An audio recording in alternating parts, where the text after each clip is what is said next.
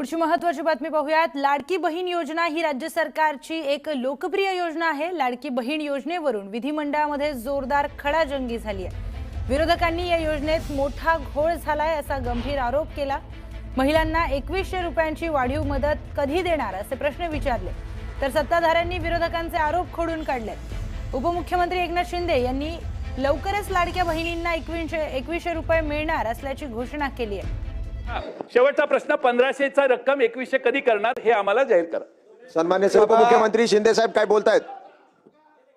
लक्षवेधी संदर्भात लाडक्या बहिणीच्या संदर्भात नाना लाडक्या बहीण योजनेचे पैसे नाना जमा केले। त्याच्यामध्ये तुम्हाला वाटलं आता आचारसंहितेत पण पैसे बंद होतील, तर आचारसंहितेचे पण ऍडव्हान्स पैसे आम्ही टाकले। आम्ही पण बरोबर डोकं लावून काम केलं। तुम्ही 2100 रुपये बोलले, योग्य वेळी आम्ही जे जे बोललोय ते सगळं पूर्ण करणार नाना, कारण लाडक्या बहिणींमुळे तुम्हाला सत्य ऐका जरा। आणि म्हणून आम्ही जी योजना सुरू केली त्या योजनेमध्ये बिलकुल कुठल्याही परिस्थिती आम्ही चांगल्या भावनेने भूमिकेत ही योजना सुरू केली। त्यावेळेस तुम्हाला वाटलं हे फक्त निवडणुकीपुरती घोषणा आहे, तुम्ही चुनावी जुमला म्हणाले नाना, तुम्ही म्हणाले ही फसवी घोषणा आहे, तुम्ही एवढ्यावर थांबले नाही, तुम्ही हायकोर्टात पाठवलं, हायकोर्टाने पण एक चपराक दिली, त्याला पाठवून दिलं परत। आणि तरी सुद्धा आम्ही या ठिकाणी त्या लाडक्या बहिणींना पैसे मिळाले पाहिजे म्हणून, आणि लाडक्या बहिणींनी तुमचा टांगा पलटी केला आणि पार असं लँडस्लाइड मॅन्डेट दिलं की म्हणून आता बघा, आदितीने जे उत्तर दिलं आमच्या मंत्री महोदयांनी अतिशय स्पेसिफिक प्रश्नांना उत्तर दिलंय। आणि तुम्हाला सांगतो कुठल्याही परिस्थितीमध्ये लाडकी बहीण योजना तुम्हाला वाटतं कमी होईल, बंद होईल, मी सांगतो तुम्हाला लाडकी बहीण योजना कधीही बंद होणार नाही। आणि सांगतो तुम्हाला, तुम्ही 2100 रुपये बोलले, योग्य वेळी आम्ही जे जे बोललोय ते सगळं पूर्ण करणार नाना, कारण लाडक्या बहिणींमुळे तुम्ही लोकांचे पैसे लोकांना देण्याची दानत लागते, ती दानत आम्ही दाखवली। आणि म्हणून या ठिकाणी तुम्हाला सांगतो लाडकी बहीण योजना कधी बंद होणार नाही, जे जे आम्ही बोललोय ते पूर्ण करणार आणि करणार।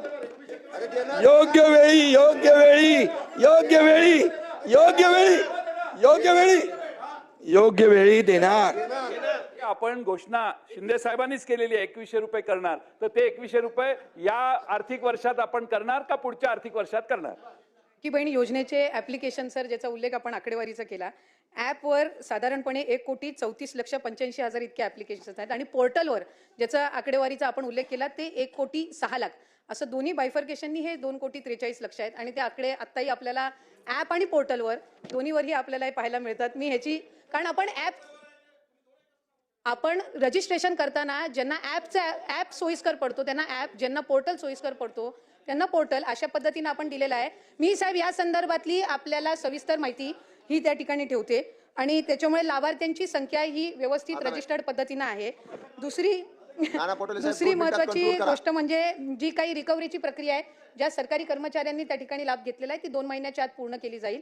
12,000 का 12,500 जे पुरुष लाभार्थी सुद्धा जे दाखवण्यात आलेले आहेत स्क्रुटिनीमध्ये, त्या संदर्भामध्ये सुद्धा क्रॉस व्हेरिफिकेशन करून त्याच्यातले किती जेन्युइन बेनिफिशरीज आहेत, किती फेक बेनिफिशरीज आहेत, या संदर्भातली हे करून त्या संदर्भातली चौकशी करून त्यांच्यावर कडक कारवाई केली जाईल।